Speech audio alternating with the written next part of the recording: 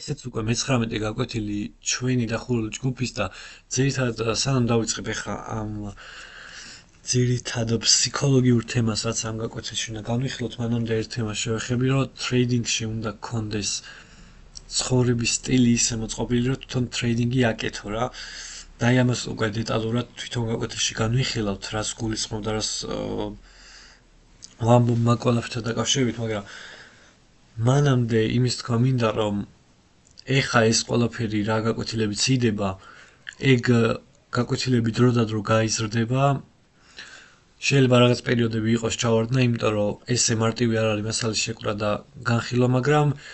ამ კონკრეტულ სექციაში ყველაფერი ნოლიდან ამ სექციაში ბევრი არ დარჩა. და ძირითადად რაც დარჩა ფსიქოლოგიური ნაწილი არის და არაუშუალოდ მარკეტის ნაწილი. და მარკეტზე რა ნაწილიც უნდა ყოფილიყო და რაც უნდა გვცოდნო და ეგ ძირითადი რაღაცეები გავიარეთ უკვე და აი ეგ საპორტი, supply demand-ი, ყველაფერი რაც გავიარეთ სიტყვაზე liquidity რას ნიშნავს და ეგ ყველა ნიშნულობა რაც გავიარეთ და მარკეტზე რაც ვნახეთ, როგორ დავინახოთ და როგორ ვიპოვოთ, ეგ ყველაფერი უნდა დახვეწო მარკეტზე, რაც დარჩა ერთადერთი რომ უნდა გააკეთო, რაც უნდა დახვეწო, უნდა განავითარო დრო და დრო, უნდა research გააკეთო და უფრო დიდი დრო, არა დღის განმავლობაში, მაგრამ რაღაც დრო უნდა გავიდეს და მარკეტზე გაადარო დრო, ტესტი გააკეთო, research გააკეთო და მაგ ყველაფერს უნდა შეეგო და ზეპირად უნდა იცოდე, ასე ვთქვათ, უკვე მარტო ის რომ შეხედავ, სად liquidity არის, სად demand-ია, სად supply, ასე შემდეგ რა, მოკლედ ბევრი რაღაცა არის და აი ეგ არის სულ ტექნიკური ნაწილი და ის price action-ი რაც შენ გჭირდება და არაფერი სხვა მეტი, არანაირი RSI, არანაირი ბევრი ინდიკატორი და არანაირი არაფერი. თუ აქ შემოხვედი ამ ჯგუფში, ესე იგი ჩვენ მოყვები ასე რომ აი ამ სისტემას გაყევი და ეგ სრულიად საკმარისი არის იმისთვის, რომ ტრეიდინგში წარმატებული გახდე და სწორი მიმართულებით წახვიდი ამ სფეროში. რატომ არის რომ ბევრი ვერ აღწევს ტრეიდინგში წარმატებას? იმიტომ რომ არ აქვს სწორი მიდგომა, იმიტომ რომ ყველაფერს ედება, ბევრ სტრატეგიას ედება და უკვე რაც წინა გაკვეთილებშიც განვიხილეთ და მოდი აქ ბევრს აღარ შევეხები და ძირითადად ის თქმაც მინდა და ეგ იყო. ეხლა კი უშუალოდ გაკვეთილზე რომ გადავიდეთ, რა არის ტრეიდინგის რეალობა და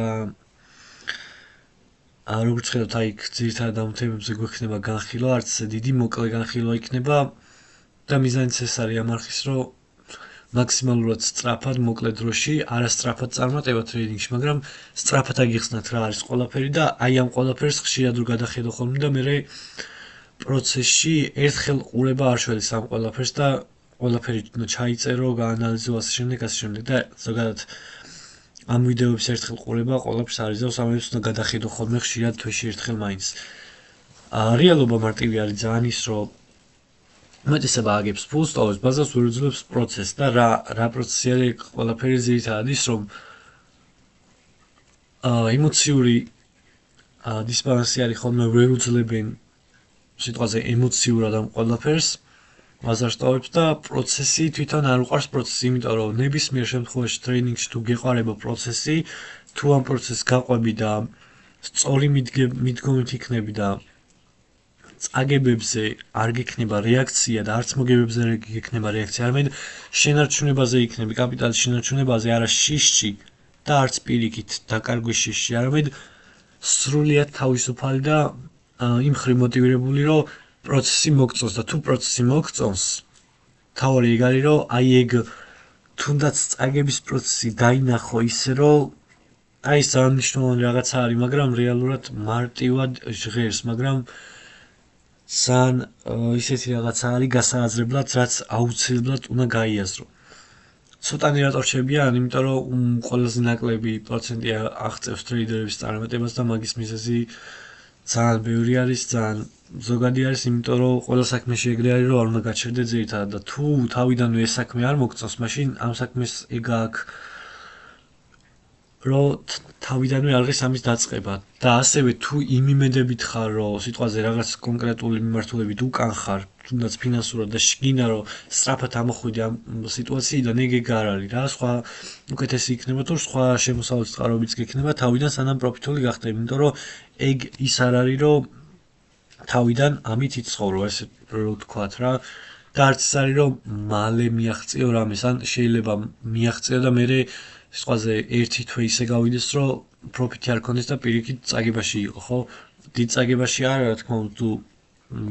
კარგი ტრეიდერი ხარ, რა თქმა უნდა, მაგრამ შეიძლება რომ 1-2 თვე გავიდეს და რაღაც ბაზარი ვერ იყოს ისე, როგორც შენ გინდა და მაგ პერიოდში იყოს ან წაგება, ან უბრალოდ თანხის შენარჩუნება და არაფერი არ იყოს რა.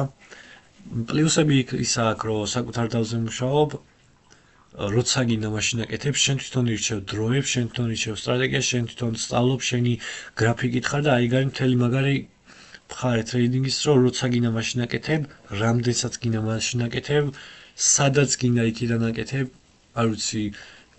ტრეიდინგით თუ პროფიტული ხარ და უშუალოდ ძალიან თავისუფალი ხარ რა, ყველაფრის ადგილმდებარეობის მხრივ და თუ აი ეგ სფერო გინდა რა მიმართულებასაც ქვია, რომ ფრილანსინგი რაც არის, რომ საიდანაც გინდა იქიდან აკეთებ, ეს სფერო არის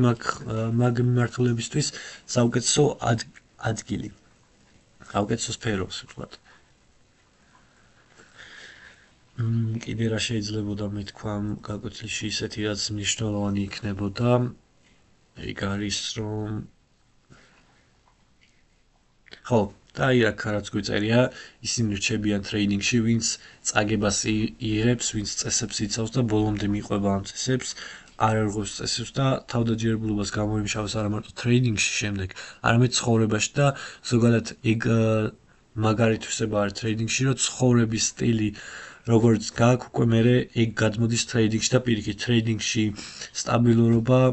ემოციების კონტროლი მერე გადადის ცხოვრებაში და კარგი მიმართულებებით ვითარდება ბევრი რაღაცა მაგ მხრივ, ასე რომ